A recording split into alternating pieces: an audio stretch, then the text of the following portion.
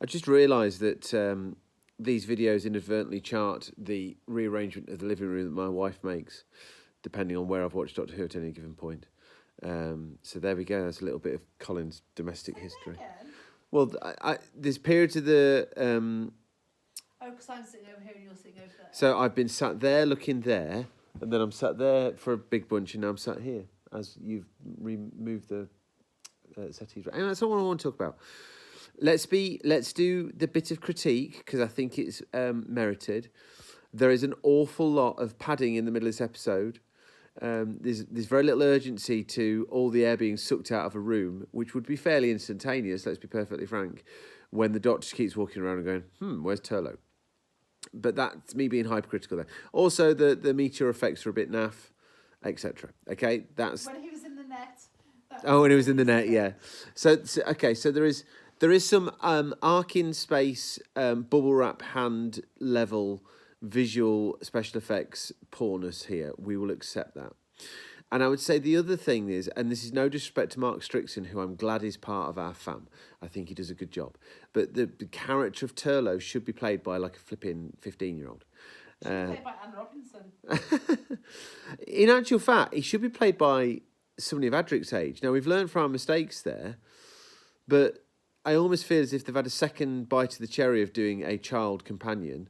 And this time they've cast the wrong... Anyway, it doesn't matter, because we love Mark Strickson, because I think he's doing as good a job as he can with the part he's given. But that's okay, because I actually think that aspect of his character will be resolved sooner rather than later, and perhaps we can move on a bit. But he should be a child. Do you know what I mean? Some of his lines don't stand up as an adult. He's a bit self-pitying and stuff, and the flinging yourself off the side would be much more impactful if he was the sort of... Flinging yourself off the side and then reaching for the... Yeah. Life boy to rescue. But that's what a boy. Yeah, and that is why. But anyway, that's fine. We have to roll with those things. I think this story should be the template for what Davison's era should have been, quite frankly. And I was trying to place why I felt that way, apart from the fact it's excellent, of course. I think this Doctor works best with one of two extremes. One, where he's surrounded by civility, okay? Where people are at least overtly being civil to one another. Davison can navigate that, Davison's Doctor Multipoint can navigate that really, really well. And I'm thinking back to Black Orchid, which admittedly wasn't the greatest story in the world, but in that world, this Doctor works really, really well. The opposite of that, where he also works well, is when all that civility is stripped away, and I'm thinking of Earthshock there. But I just think those extremes work, beautifully well. It also, weirdly in something like Snake Dance, where he's in a fully formed society, and there is a measure of, if not civility, then at least structure, he plays against that. So I just think there's something in that. The other Doctor, who I think could have done this story, would be Pertwee. Because Pertwee waltzes into these sorts of situations, acts like a Tory, and then sorts things out. So I don't know why I've made that connection, but that just makes sense to me. Whereas I think Troughton would be lost here. Baker could make it work, because he could always make these sorts of things work, by which I mean Tom Baker. And looking forward, anyway. But, so yeah. But this story is absolutely excellent. Now, I think there is an argument, and my good lady wife, who sat over there in her new position now for these videos, my good lady wife has made reference to Linda Barron, who's playing Captain Rack, her laugh. Nice and loud, Lib, your take on the laugh? It's good, but there's a lot of it. There's a lot of it, and that's a fair point.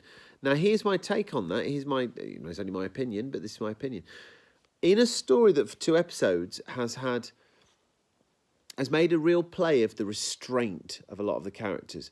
Keith Barron, playing the captain, absolutely not emotionless, but, cold as ice and willing to sacrifice.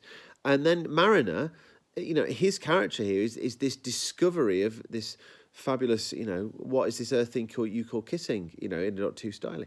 And it's very sweet, if a bit weird and creepy. Contrast that with the humans on our ship, who are like Turlough, make the pledge and all that. Brilliant. Then you throw Captain Rack in, and it does go very panto, okay? But Doctor Who does panto. This is, panto's part of the fabric of British culture.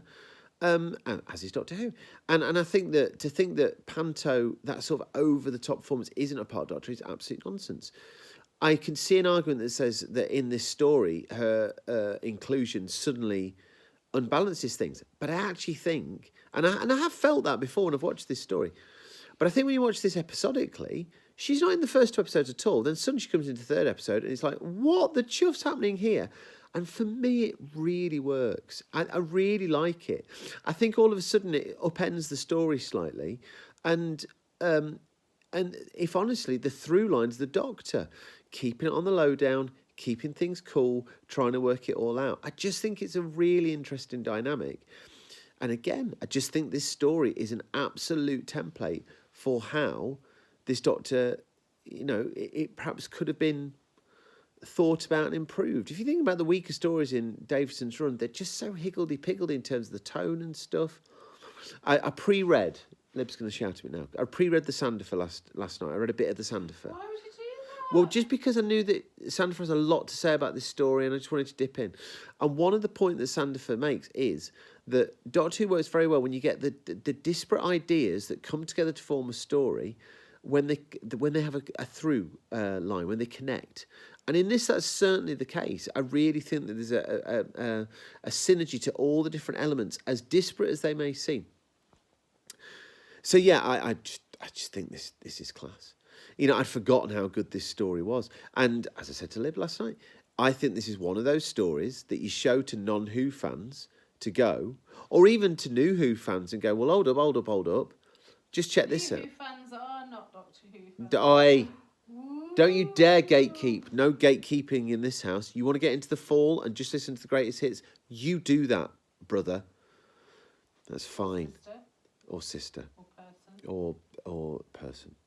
So, yeah. I mean, flaws aside, and there's no perfect Doctor Who story, aside from City of Death, obviously, which is just amazing. There's no perfect Doctor Who story, but even the music, the music in the party scene is completely in keeping with the rest of the story, and clearly a party music. It's just absolutely brilliant. Can't wait to see the next episode, because I love this so much.